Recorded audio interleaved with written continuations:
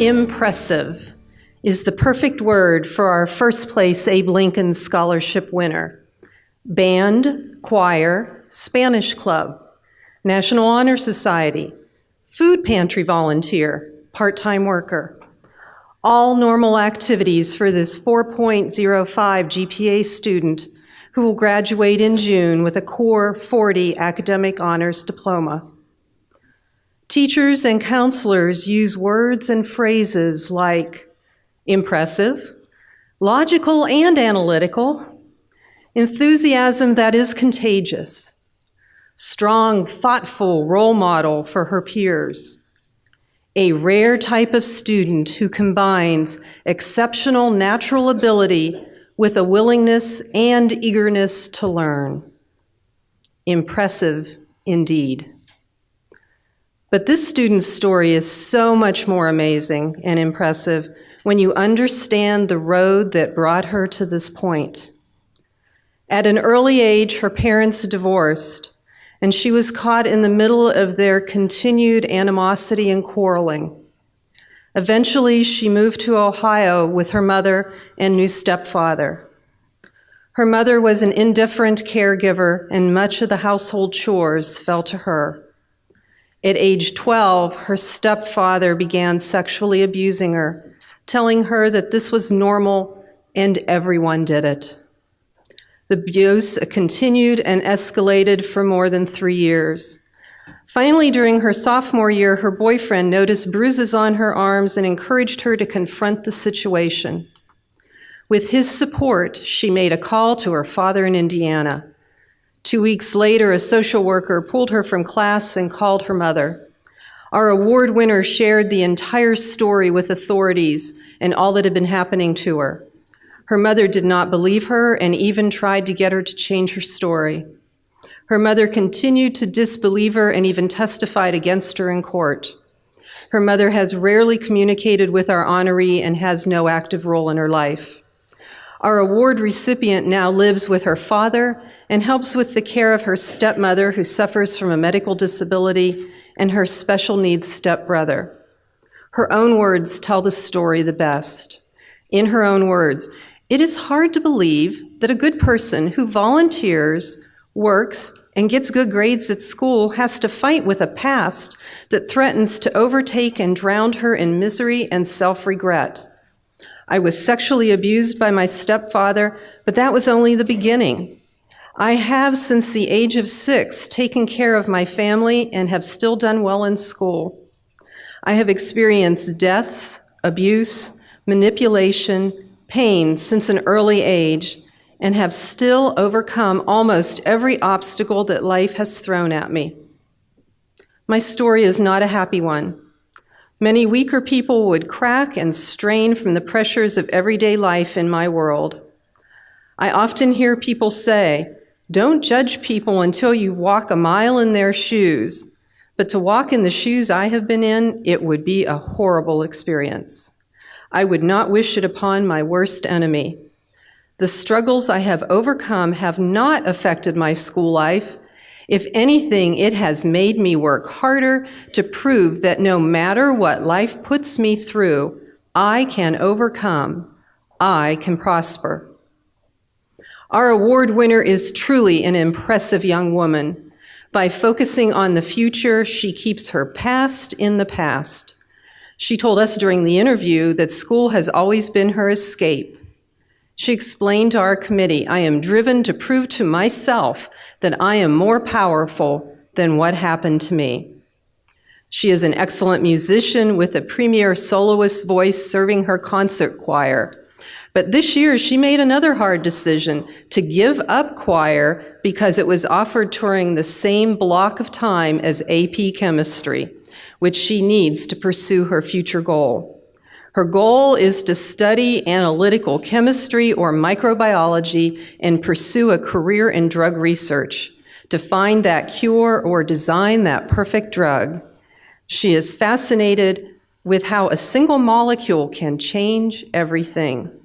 She is motivated by the prevalence of cancer and heart disease in her family, and she has been accepted at Rose-Hulman, Purdue, Butler, and Manchester. Impressive is exactly the right word for this Beech Grove High School senior. Please join me in congratulating our first place Abe Lincoln Scholarship winner and recipient of a $16,000 scholarship, Miss Holly Cox.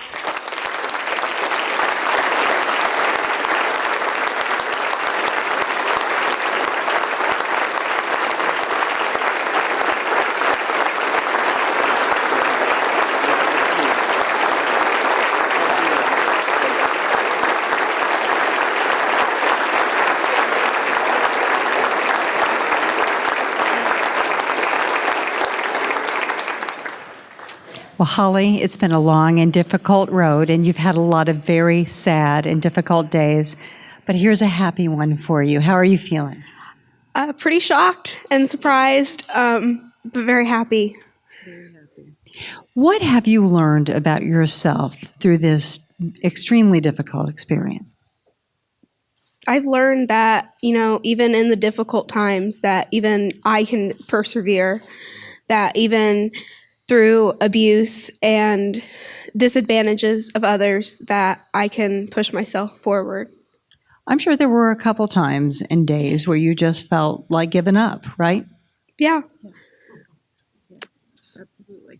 What would you say to other people who are going through this and are living in silence right now? Speak up. Nothing's going to happen nothing will change if you don't open up and you don't say what you need to say. I was fearful that nothing would change, and now I'm living with a wonderful family, and I have wonderful teachers, and it's definitely a better life. But it didn't happen right away, and pretty much initially, at least, the worst thing that could happen happened, and that was that your primary caretaker did not believe you. Your mom didn't believe you. No, she didn't. Right. But you persevered. Perseverance seems to be the hallmark of your story. Right. Yeah. Tell me where you want to go from here. I would like to go actually to Rose Hallman and persevere in chemical engineering. Yeah. Chemical engineering and a double major in microbiology and biochem, and go into drug research so I can help people like my stepmom and my family members who have died and who are with me still today that have overcome things like cancer. And your stepmom is suffering from an illness? She's suffering from MS, which is, it pretty much causes spots on your brain, and it shuts down the ability to walk. Mm-hmm. Tell me a little bit about the compartmentalization that it took on some days in order to get through this. You almost have to place things somewhere to keep moving forward, right? You do. You have to place things that are troubling you. You need to put them on the back burner so that you can focus on what you need to focus on. But that's not the same as sweeping them under the rug, right? No. You still always have them on your mind, but they're not the most important thing there is. And you need to learn from what's been going on so you can persevere. And what's the role of service in all of this? I did, when I was little, and it's not in my essay, there was a lot of times, because I was the caretaker, that a lot of times that we went hungry.